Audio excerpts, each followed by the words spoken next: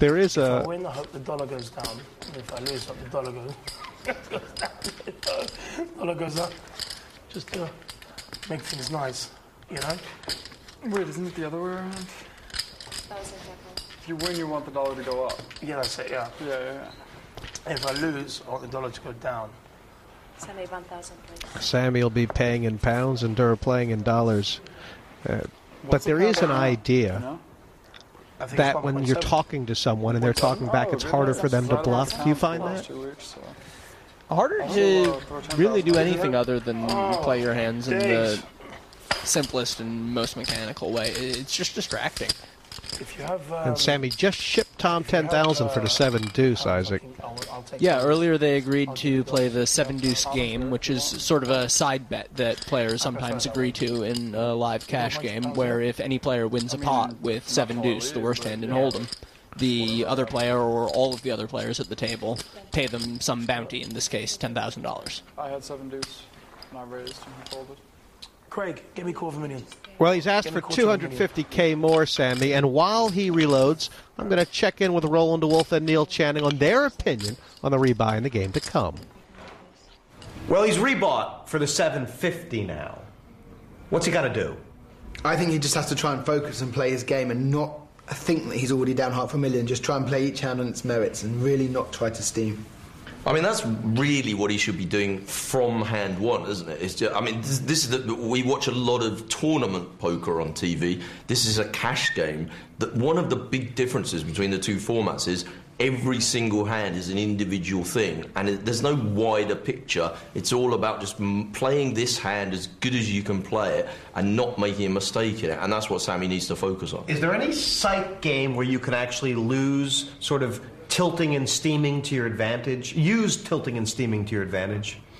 I think some people say that in Pot Limit Omaha, when you're steaming, you're giving away less of an edge than in certain games, such as limit games. You know, if you can put someone all in, then you maybe can use it to your advantage. But really, it's never a good thing to be able to be making emotionally based decisions. Actually, I don't think that Sammy's way of steaming now, you know, he's bought in for the 750 now. I don't really think that the danger is that he goes wild and starts playing every hand. I think he might just go a little bit gun-shy, and he needs to keep the heart and commitment going. Yeah, he's strange. He might start going into, you know, just paying off mode. That might be his way of steaming.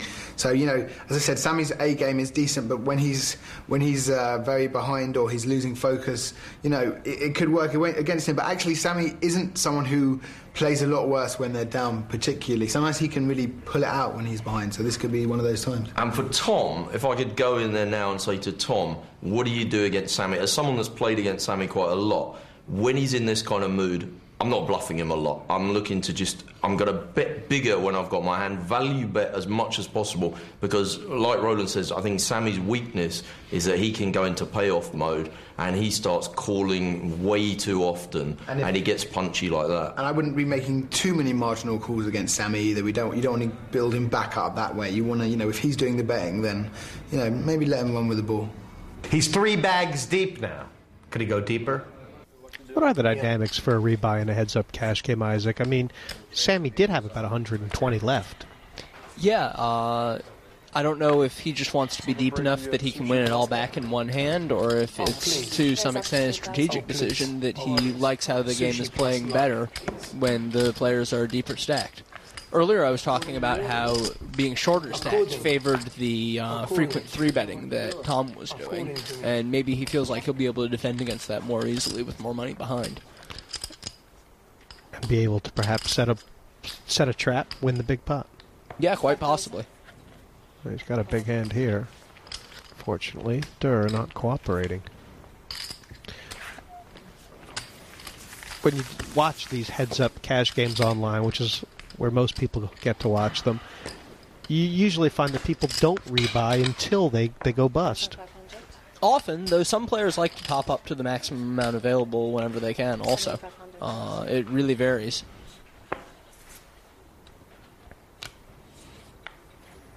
Theoretically, you should be able to play more flops when you're deeper because you have more back. I don't know if it's necessarily quite that straightforward. The tendency is more that the deeper you are, the more the button is favored. when you're very deep, actually, Call. it's my opinion that the big blind should play tighter. We saw Sammy 4-bet with ace-jack earlier in the match. Now just smooth calling with the ace-queen here. Yeah, I wonder if he regretted the 4-bet with the ace-jack after he did it, or if he's just sort of mixing things up. He is even deeper now than he was when that hand happened. He's now playing about 360k compared to the 250 in the ace-jack hand. Call. And even though they both have ace-queen, basically a huge flop for Sammy, and Durr's on the arm now. Yeah. Should he be taking Sammy for a king here and just giving up? I mean, I think it's pretty clear that Sammy can have plenty of things besides a king here. He'd certainly call with a flush draw or a pocket pair between 5s and kings.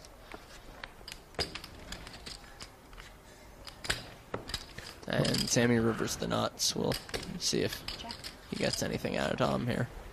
Probably not now that Tom has checked. I thought he had a better chance of catching a bluff than he does of value betting and getting paid. Sort of the idea that Tom has checked there means he's basically just given up on it. I don't see Tom calling. Every once in a while he might check raise here, but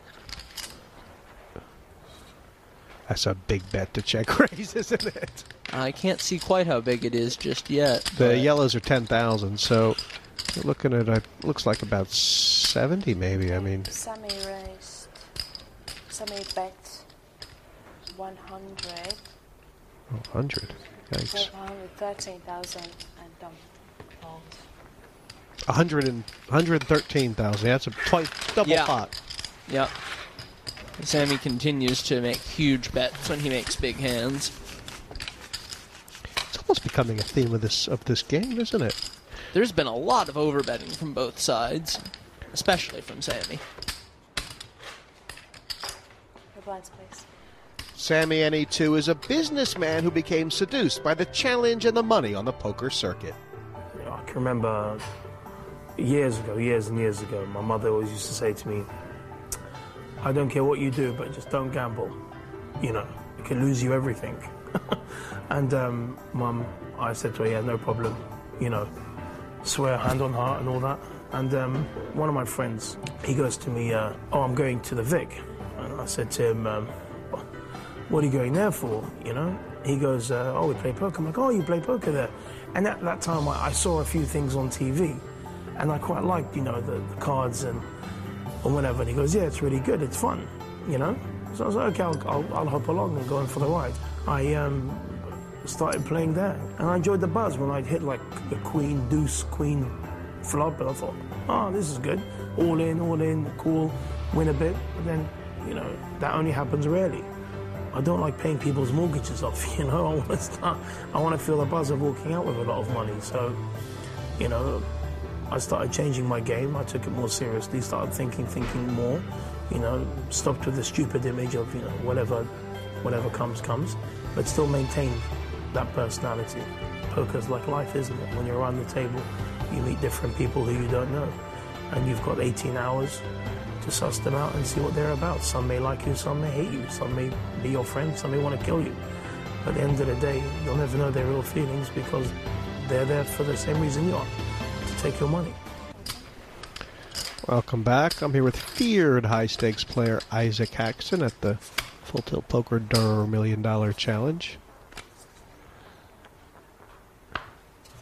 And Sammy on the button here. Do you feel like he's getting a bit gun-shy? Raise up to 3,000. Haven't seen anything to make me really confident of that. I mean, he just went ahead and raised the button with 8-3 off right there. A good sign, a good trait in a man. I think so, yeah.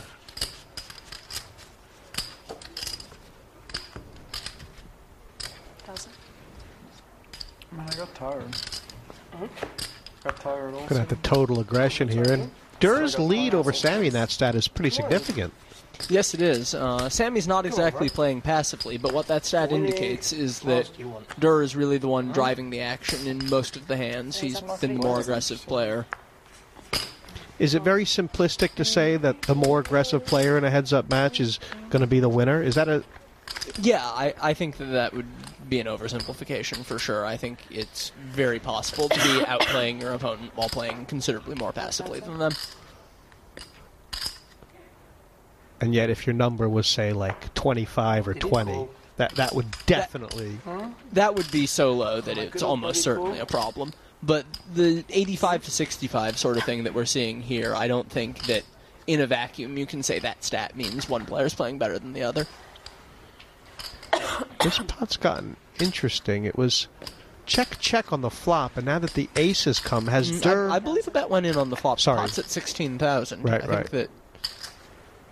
Oh, yes, sorry, you're right. So they must have bet 5,000 on the flop. Yeah, I believe so. And now Sammy's led the turn? Yeah, for just over pot.